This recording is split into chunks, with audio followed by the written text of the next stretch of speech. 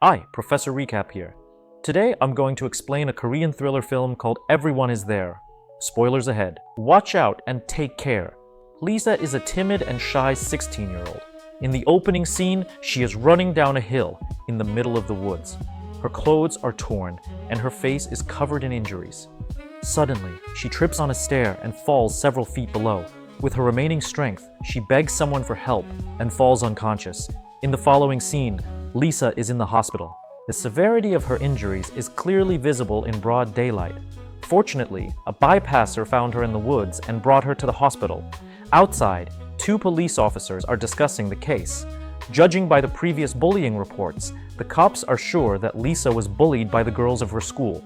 But before advancing the case, they will have to get an official statement from Lisa. They have also tried to contact Lisa's parents, but it turns out that her mother died a few years ago and her father is overseas. He is not involved in her life and doesn't care, even if she dies.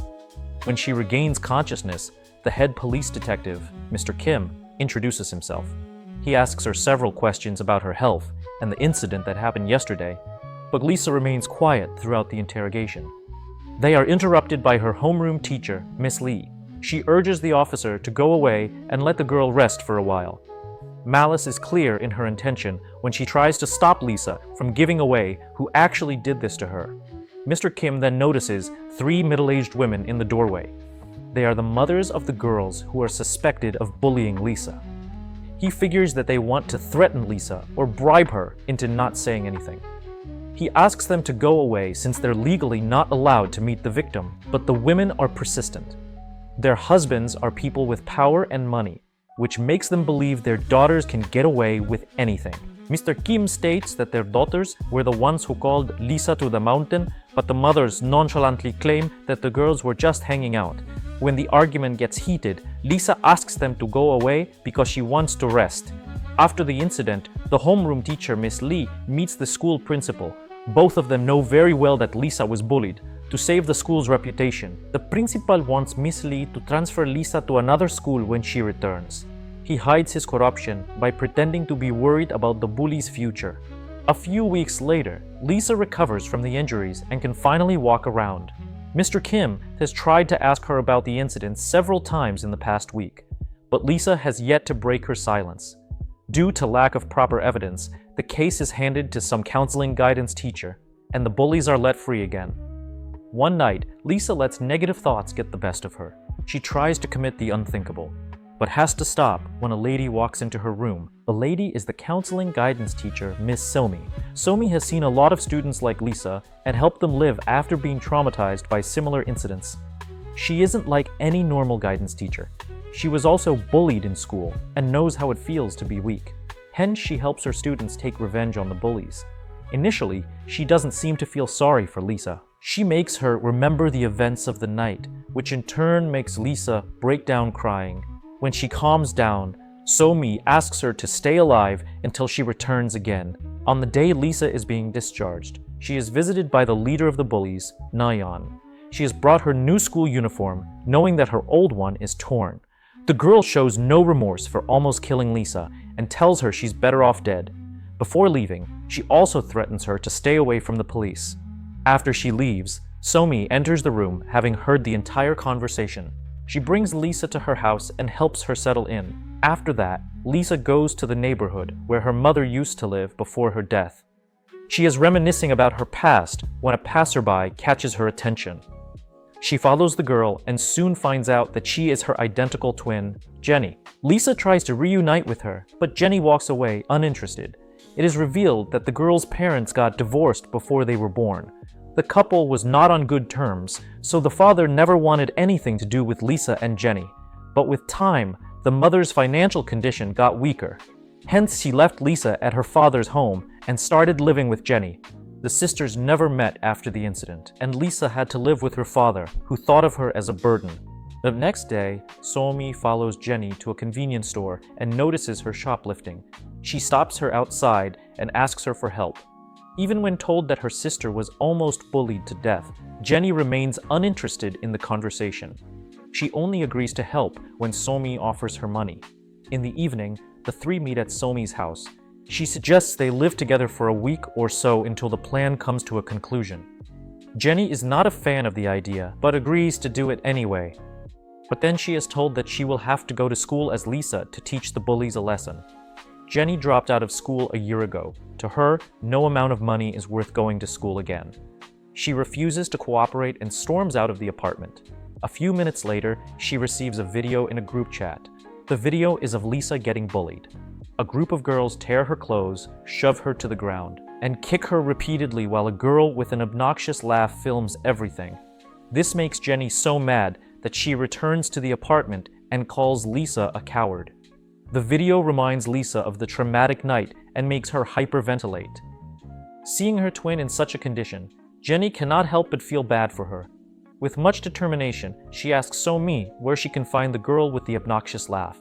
The following day, she goes to school as Lisa. Her classmates notice the evident change in her behavior, but no one pays much attention to her. That is, until the group of bullies enters the classroom. The bully, Nayeon, excitedly sits on Jenny's table and calls her cute for returning to school. Because of her laugh, Jenny realizes that Nayeon is the girl in the video and the one who made everyone else bully Lisa. When the bully starts getting handsy, Jenny slaps her to the ground with a single blow. She then grabs her by the hair and sits on top of her, asking her to laugh again. Following that, she shoots a video of her while choking her simultaneously. Her bully friends can do nothing but retreat in fear. They only stop when Miss Lee interferes. She takes them to a private room to discipline them, but Jenny isn't someone who obeys teachers. When she and Miss Lee are alone, she approaches her with a pen, subtly threatening to stab her. Miss Lee stammers in fear as Jenny calls her out for being unfair to Lisa. Later that day, Jenny returns home and shows Lisa the video of Nayeon. Lisa doesn't know how to feel about it because she doesn't support violence, even when it's projected towards her biggest bully. So Mi warns Jenny to not do anything of such sort again because it might get her sister in trouble. She should have seen the stabby pen scene. The next day is the twins' birthday. They get themselves a cake and bond for the first time in their lives. Lisa tells Jenny how hard her life has been because she never got any kind of love from her parents. Jenny sympathizes with her, since life in poverty with her mother has also not been ideal. And next morning, Jenny is asleep, so Visa decides to go to school on her own. She believes that since Nayeon was taught a lesson, she won't mess with her again. At school, Nayeon's mother is with the principal, discussing a way to transfer Lisa to another school. The woman is afraid that she will try to take revenge on her daughter and wants her gone as soon as possible. A corrupt principal assures her they will take care of the situation. Meanwhile, Lisa overhears their conversation from the doorway and runs to the bathroom in tears. There she bumps into Nayeon before locking herself inside a stall. Nayeon, who has been wanting to take revenge, dumps a bucket of water on her. Oh snap. Lisa returns home wet and falls to the ground in exhaustion. So-mi helps her, while Jenny glows red in anger. She immediately calls Nayeon and asks her to come to the mountain if she doesn't want the video of her beating up Lisa on the internet. Scared to be convicted of bullying, Nayeon does as told. When she reaches the mountain, Jenny hits her on the head and knocks her out.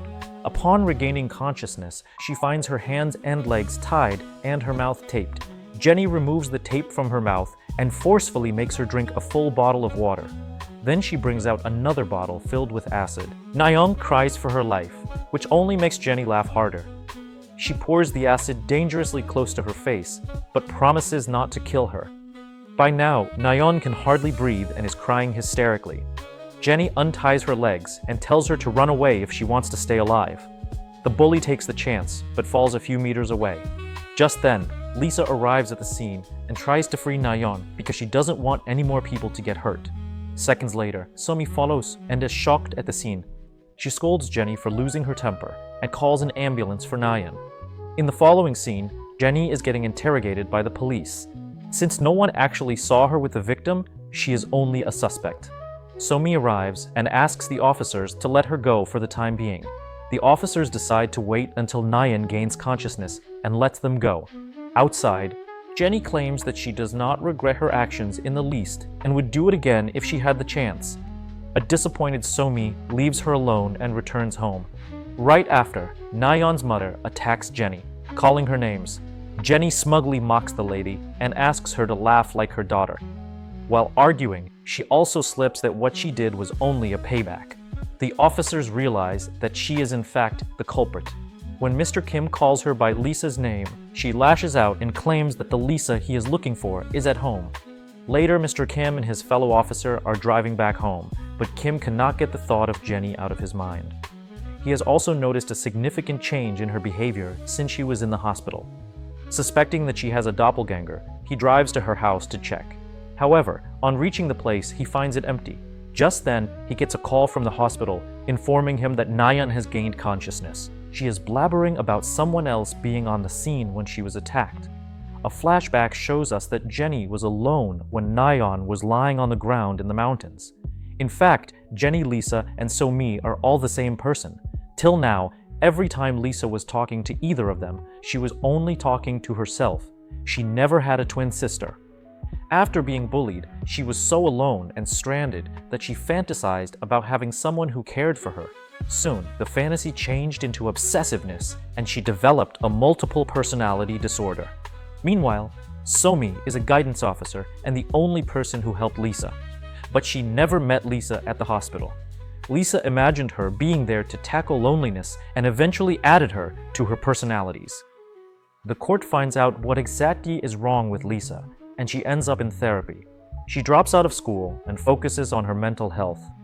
We see a clip of her talking to a therapist about her past trauma in great detail. She has finally healed from it. In the last scene, the real So-mi drops her at the airport. Lisa is flying to a different city to start a new life. Subscribe for more videos like this. Turn on notifications and leave a like to help the channel out. Thank you for watching.